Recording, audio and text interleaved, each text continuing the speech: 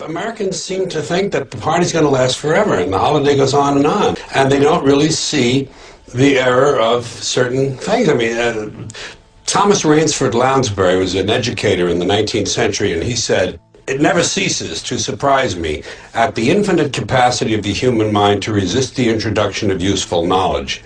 And that's what it is. People know better. People sense better. But they go against it. They just think there are no consequences. It kills me that it's a steady downhill slide.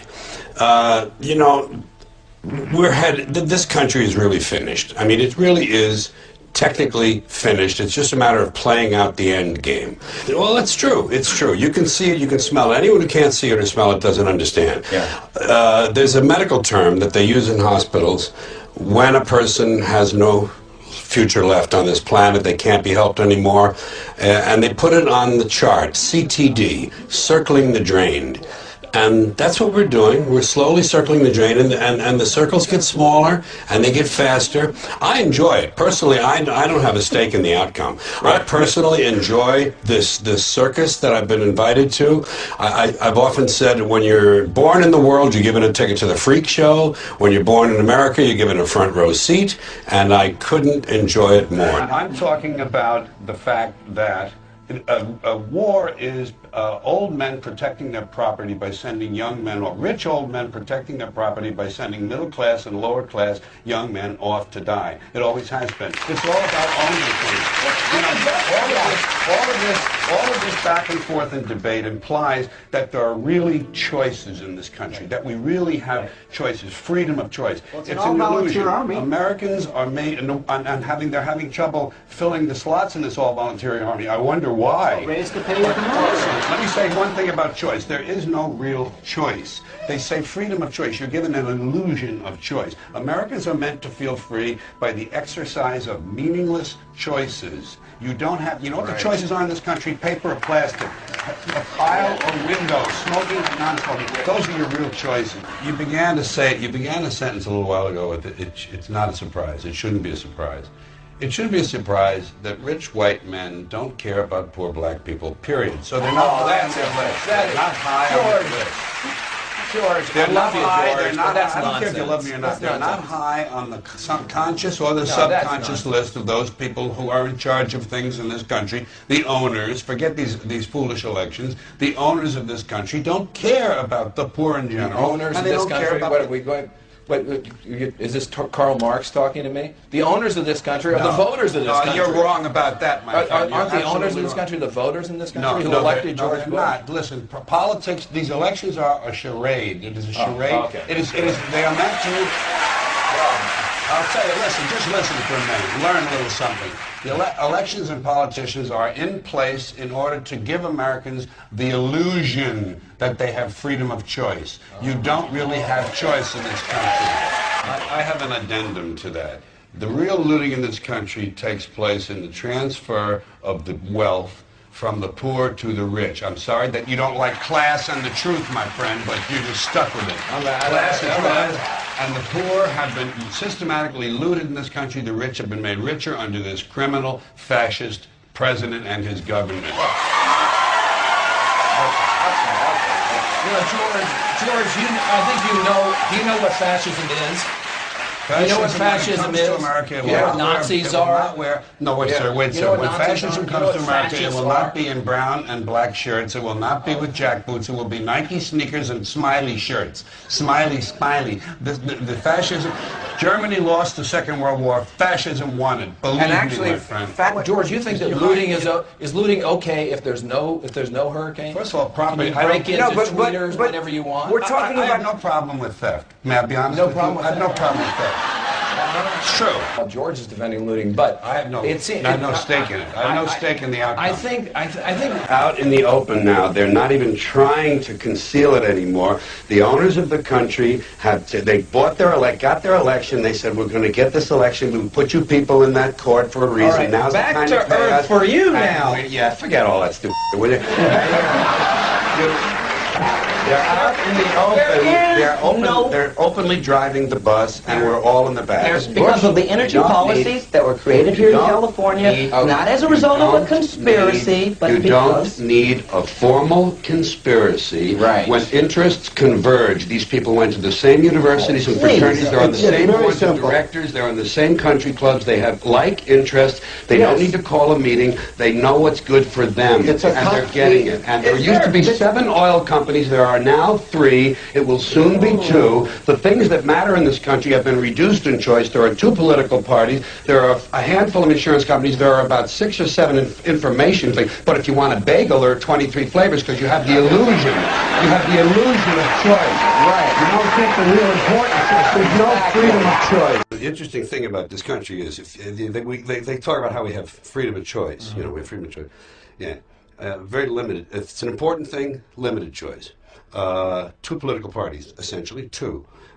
Big media companies, 5, 6. Max. Yeah. Oil companies, down to 3 now, I think, overall, 3 or 4. Banks, the big brokerage houses, the big accounting firms, all the things that are important reduced in choice. Newspapers in a city, how many? Used to be 3, 4, now it's 1 or 2 that are owned by the same people, and they also own a radio station and a TV station. But jelly beans, 32 flavors. Ice cream, all the things that don't matter. The unimportant things, a lot of choices. And you know what I say? You know what your freedom of choice is in America? Paper or plastic. That's it, man. It comes down to paper or plastic, cash or charge, aisle or window, smoking or non-smoking, Coke or Pepsi. These are your choices.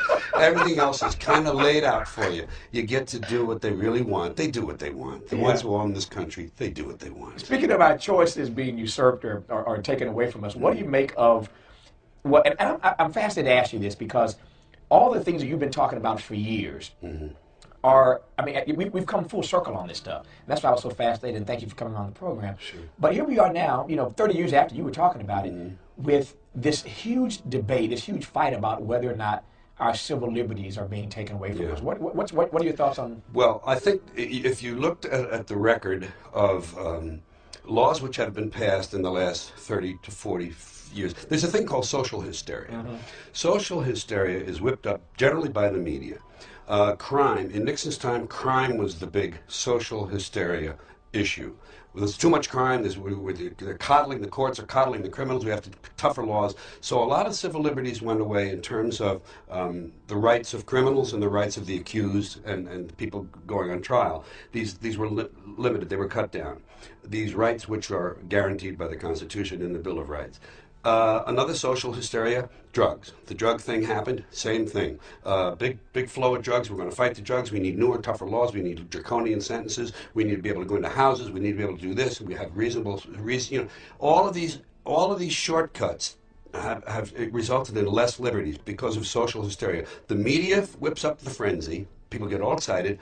The legislature passes it. The president, the executive signs it, and the judges, then the judicial branch okays it sometime later when it gets to them.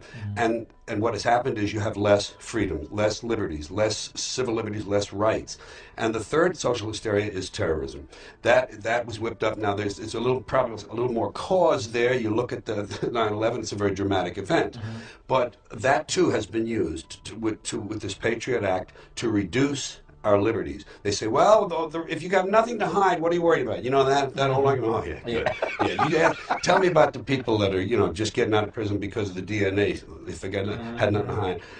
It's just, listen, this country is owned by the ownership class. They do pretty much what they want.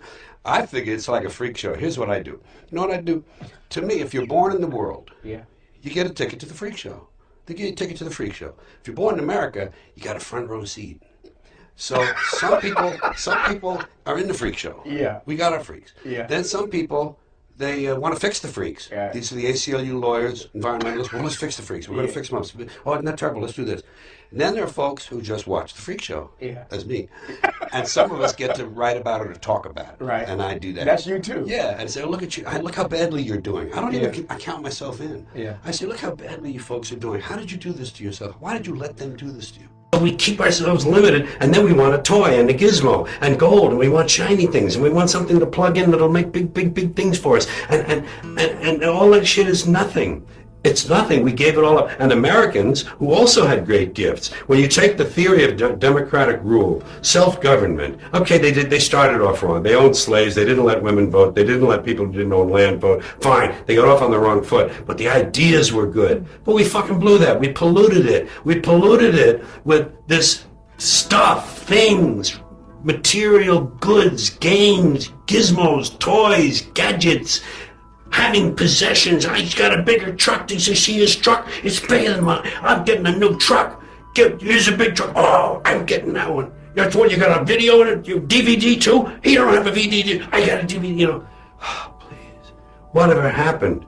That all of that is what happened, you know? And that's why I'm divorced from it now. I see it from a distance. I give myself a divorce. I said, George, emotionally you have no stake in this. You don't care one way or another. So watch it. Have fun. You know what? I say it this way. When you're born in this world, you're given a ticket to the freak show. And when you're born in America, you're given a front row seat. And some of us get to sit there with notebooks. And I'm a notebook kind of, huh? Oh my God, did you see that? Did you see what he just... And I watch the freak show, and I cut my notes, and I make up stuff about it, and I talk about the freaks. And the freaks are all humans, and they're like me, and they're all the same. We're all the same. I'm not better. I'm not different. I'm just apart now. I'm separate. I'm over here because I put myself out of the mix. I don't have a stake in the outcome. I'm not a cheerleader for a given outcome now. Oh, they say if you scratch a cynic, you'll find a disappointed idealist. And I would admit that somewhere underneath all of this, there's a little flicker of a flame of idealism that would love to see it all change. But it can't happen that way. And incremental change, it just seems like the pile of shit is too deep. But there's a reason. There's a reason. There's a reason for this. There's a reason education sucks. And it's the same reason that it will never, ever, ever be fixed. It's never going to get any better. Don't look for it. Be happy with what you got. Because the owners of this country don't want that. I'm talking about the real owners now. The big, the wealthy, the real owners, the big wealthy business interests that control things and make all the important decisions. Forget the politicians. They're irrelevant. The politicians are put there to give you the idea that you have freedom of choice. You don't. You have no choice. You have owners. They own you. They own everything. They own all the important land. They own and control the corporations. They've long since bought and paid for the Senate, the Congress, the state houses, the city halls. They got the judges in their back pockets. And they own all the big media news, all the big media companies, so they control just about all of the news and information you get to hear. They got you by the balls. They spend billions of dollars every year lobbying to get what they want. Well, we know what they want. They want more for themselves and less for everybody else. But I'll tell you what they don't want. They don't want a population of citizens capable of critical thinking. They don't want well-informed, well-educated people capable of critical thinking. They're not interested in that. That doesn't help them. That's against their interest. That's right. You know something?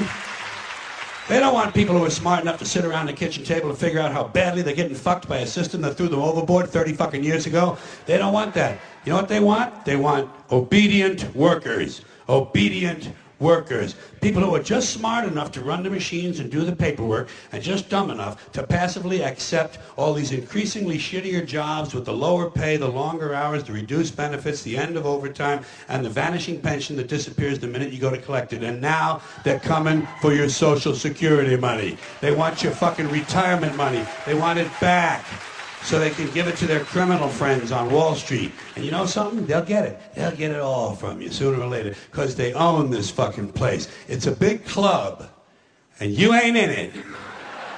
You and I are not in the big club. And by the way, it's the same big club they used to beat you over the head with all day long when they tell you what to believe. All day long, beating you over the head in their media, telling you what to believe, what to think, and what to buy. The table is tilted, folks. The game is rigged. And nobody seems to notice. Nobody seems to care.